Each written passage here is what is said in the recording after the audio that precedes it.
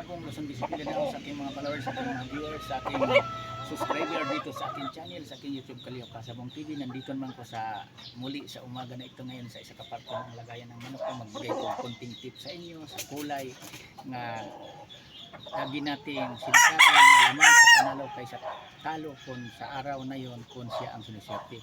Tulad nito, ito talisay. Ipapaliwanag ko to sa inyong mga baguhan. Dilaw paa. Pag siniswerte itong kulay na itong mga talisay, hirap ng talunin.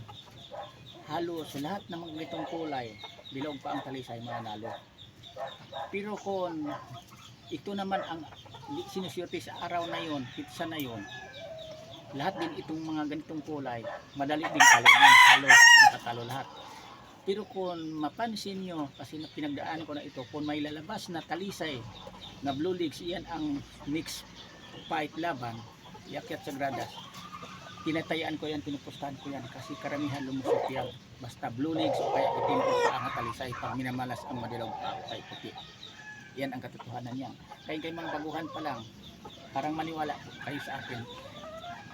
Bago kayo tumataya, parang hindi kayo puro talo, magdaan muna kayong panalo. Alamin nyo kung anong kulay sa labanan ng araw na yun, sa sabungan na yan, kung alin ang kulay nagpanalo. Huwag muna kayong tumaya diretso. Tapos pag mix fight naman sultada, kung makita nyo nga ganyang kulay, talisay, ganitong kulay, halimbawa dilaw paan ng panalo, ganun din ang pulang kalaban yung kulay, kataya kayo dahil may talo man kayo niyan, pero magdaan muna kayo ng mga panalo bago kayo matalo. Pero dito kasi sa pag mag-entry tayo sa 2 hits, 2 hits, 3 hits, labanan sa timbangan sa manok, kung nakita natin na ang manok natin kulay na ni-entry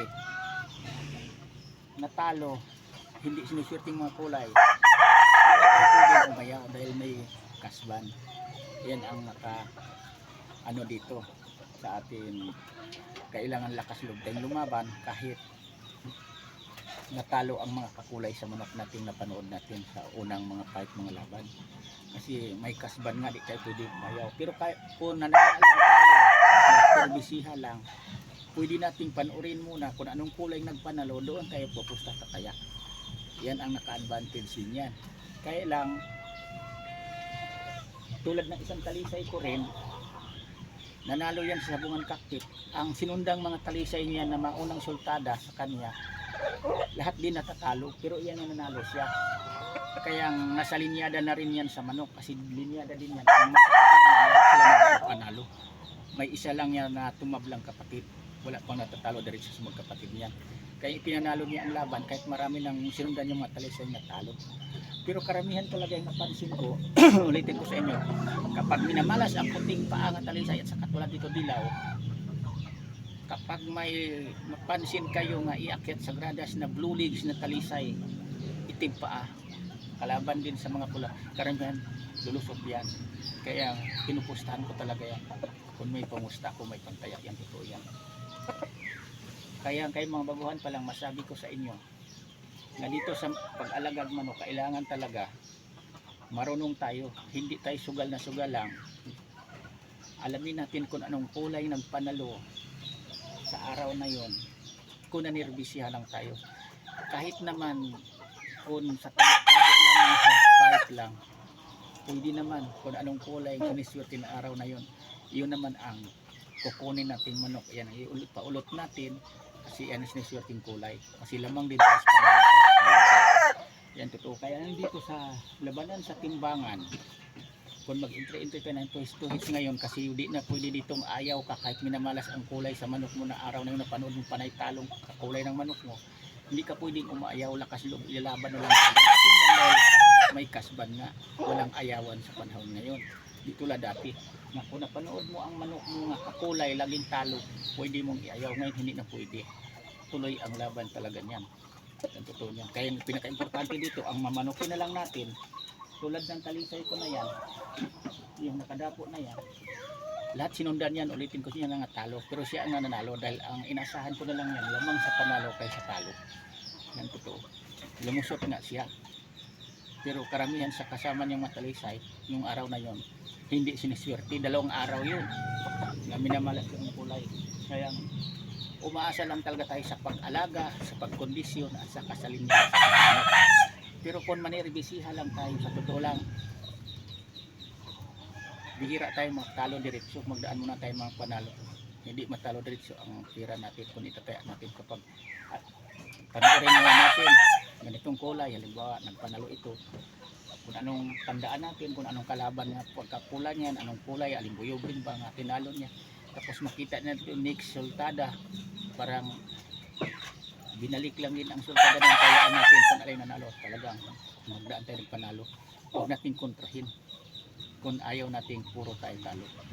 Yan tuloy yan, magkadepende yan sa atin sa pagdala sa pagkontrol, kasi kung di natin makontrol ang sarili natin, taya na taya, lamang tayo sa talo niyan. Yung katotohanan dito pagdating sa industriya, sa labanan sa manok. Ang nakaganda din dito, kung sarili natin manok, kapag ganitong kulay kalisay nagpanalo sa araw na yon, kasi karamihan din yan, kung swerte ito mga talisay, lahat yan halos magpanalo, ilan-ilan lang din matalo niyan, tatabla. Swerte natin kung iyan ang minamanok natin sa araw na yon, na kahit natin i-enter natin na nagpanalong kulay, kasi sigurado karamihan yan lamang na tayo sa panalo tayo sa panalo. Yan po, nagdaanan ko na rin yan.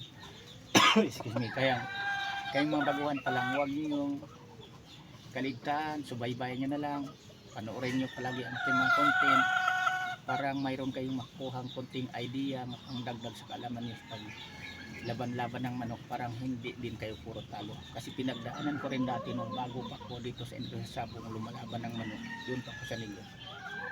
May panalo naman talaga ako, pero lamang sa talo kay sa panalo. Hindi tulad ngayon na timing na hindi na ako laban na laban, pinagmasdan ko muna ng maigi, pinag-aralan ko. May talo man ako, pero lamang sa panalo kay sa talo kung sarili kong manok igalaban. Pero may talo pa rin. Pero hindi ako panay-panay talo. Yan katotohanan niya. Kaya importante dito na pagmamanok, piliin talaga natin ang mahusay, maayos na linyada, kasi pagdating sa panahon ngayon, tuloy ang laban, wala nang atrasan. Yan lang, maraming salamat uli. Bukas uli naman. Ibang topic naman, ipapaliwanag ko sa inyo. Thank you talaga sa inyo lahat, sa ating mga subscribers, sa ating mga viewers dito sa aking channel, YouTube Kalyaw Kasabong TV. Maraming salamat sa support. Bye bye.